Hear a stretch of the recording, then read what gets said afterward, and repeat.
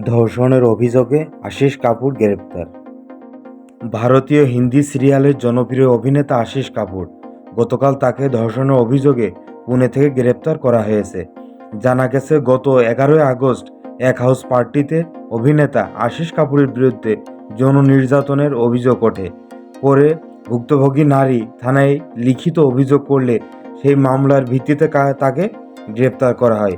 আগস্টের মাঝামাঝি অভিযোগ দায়ের হলেও গ্রেপ্তারের দেরির কারণস্বরূপ পুনে নথের পুলিশ কর্মকর্তা রাজা বান্তিয়া জানান, অভিযোগের পর থেকেই আশিস পলাতক ছিলেন, তবে তার গতিবিধি পুলিশের নজরদারিতে ছিল। তিনি আরও জানান, আশিস প্রথমে গোয়াতে যান, তারপরে সেখান থেকে যান পুনেতে।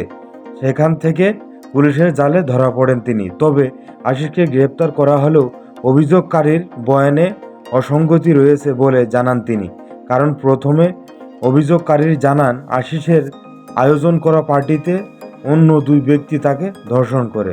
তবে 7 দিন পর অর্থাৎ 18 আগস্ট তিনি বয়ান পরিবর্তন করে বলেন, আশিস একাই তাকে ধর্ষণ করেছেন। এই ঘটনার শুরুতেই পুলিশ গণধর্ষণের মামলা দায়ের করেছেন। ধারণা করা হচ্ছে, আশিসকে জিজ্ঞাসাবাদ শেষে পুরো বিষয়টি আরও পরিষ্কার হবে।